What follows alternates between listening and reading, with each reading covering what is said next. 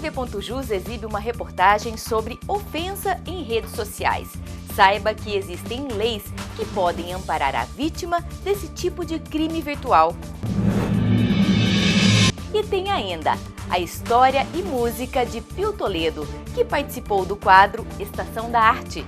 Tudo isso e muito mais a partir de agora na TV.jus.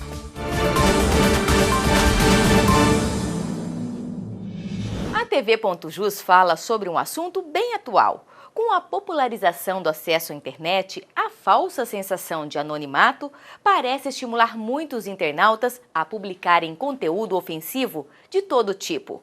Mas ofender alguém nas redes sociais é crime e muitas pessoas desconhecem as leis que regem o ambiente virtual. Veja na reportagem de Marcela Lírio. O Brasil é um dos países com o maior número de pessoas que acessam as redes sociais. Dos 95,4 milhões de brasileiros com acesso à internet, mais de 90% acessam as mídias sociais. E nas ruas, não é difícil encontrar pessoas que sofreram ofensas no meio virtual. Já, em questão preconceito com tatuagem, já bastante. Às vezes as pessoas elas usam muita rede social para ofender uma pessoa por causa de roupa ou tatuagem, até por causa mesmo do cabelo. Eu acho que várias vezes. O que você fez? Qual foi sua atitude? Eu ignorei. A prática de crimes virtuais acontece pela ilusão de achar que a tela do computador ou até mesmo do celular garantem o anonimato e a impunidade. E isso não é verdade. De acordo com a legislação brasileira, praticar ofensas nas redes sociais é crime virtual. E as leis têm evoluído, como explica a juíza Patrícia Sene, do 8º Juizado Especial Cível de Cuiabá. Nós temos algumas leis que hoje protegem tanto o direito de imagem como o direito ao sigilo da internet. Então, nós temos o Marco Civil da Internet, que ele é claro em estipular algumas condutas, algumas vedações. Nós temos a Lei Carolina Dickmann, que surgiu justamente do escândalo da invasão do notebook pessoal dela e acesso a mídias que ela tinha. E por conta disso, nós tivemos então um aumento muito grande dos casos, inclusive de denúncia, baseado nisso. Mas independente dessas duas leis, nós já tínhamos o Código Penal, que prevê uma série de crimes, independente deles ocorrerem ou não na internet, e o Código Civil, que prevê a possibilidade de indenização para os casos em que houver ofensa. A magistrada orienta ainda como proceder em casos de crimes virtuais. Salvar os links em que eventualmente essas postagens estiverem feitos, prints de tela, a salvar os vídeos que eventualmente tenham sido acessados ou tenham sido gerados e principalmente procurar a delegacia. A partir daí vai ser dado o encaminhamento criminal. A parte civil não há necessidade da procura da delegacia, pode-se procurar diretamente um advogado, enfim, o Ministério Público, até mesmo a Defensoria Pública, se for o caso, para que se tome as repercussões. Lembrando que não é qualquer ofensa, a gente tem que pensar que essa ofensa que ela vai gerar uma repercussão na esfera, seja civil, seja criminal, é aquela ofensa que tão grande que possa causar uma repercussão na vida da pessoa. Não é simplesmente um comentário talvez deselegante, até mesmo um comentário mal educado. Não é esse o tipo de comentário que vai gerar esse tipo de situação. E o Poder Judiciário dá início à capacitação de servidores para a gestão de projetos. Quem acompanhou foi a repórter Sandra Rocha. O curso Conhecendo o Escritório de Projetos começou a ser realizado com gestores do Fórum de Cuiabá. É nesta sala, na Coordenadoria de Planejamento, que os gestores vão aprender sobre planejamento estratégico, diretrizes do CNJ, metodologia de gerenciamento de projetos e taxa de congestionamento. O conteúdo envolve desde a estruturação do orçamento ao plano de trabalho anual.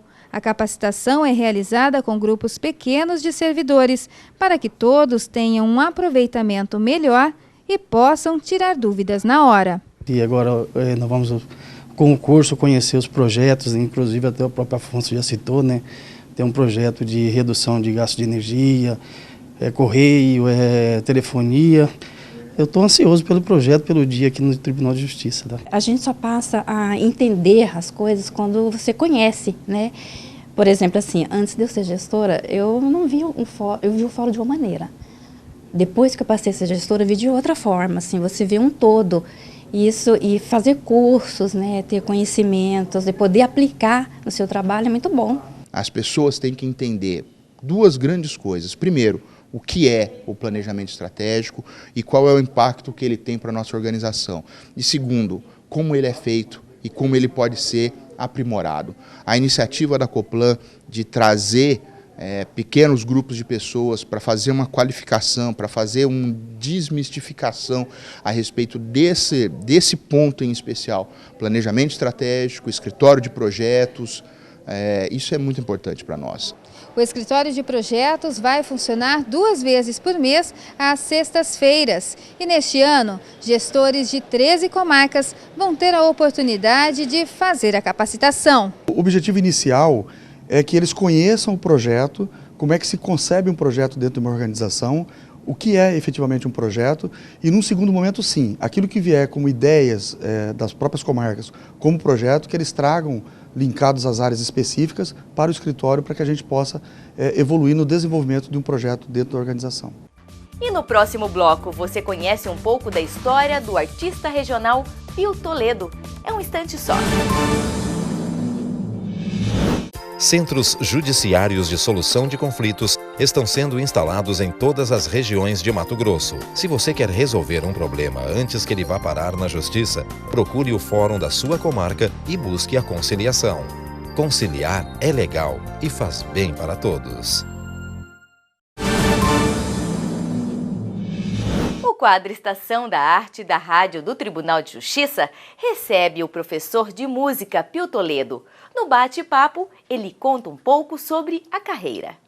Com o violão em mãos, Pio Toledo, músico e professor na Escola de Música da UFMT, foi entrevistado no quadro Estação da Arte. O musicista relembrou o início da carreira. Lá em casa tinha um piano que tinha que trancar o piano porque senão não estudava. Era o dia inteiro, de manhã, tarde à noite no piano. Eu falei, o que é isso? É muito exagerado, né? E com o tempo eu fui descobrindo que eu tinha uma aptidão, porque minha família, do lado da minha mãe, todos são músicos. Fiz Ciências Sociais em Campinas, depois eu fiz música. Eu estudei música.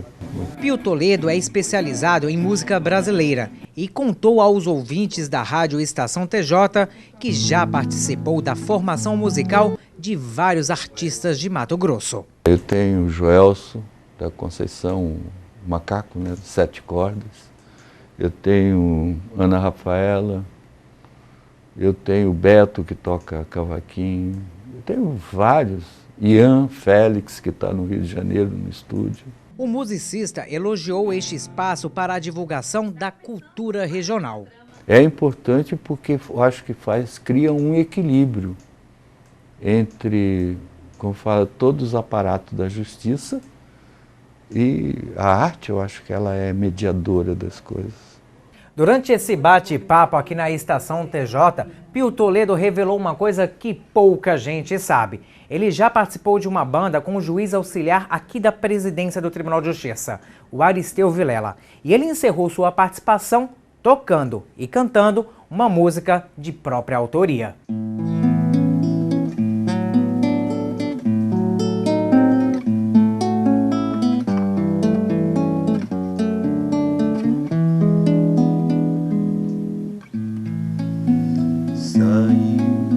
Agora já pintou por lá,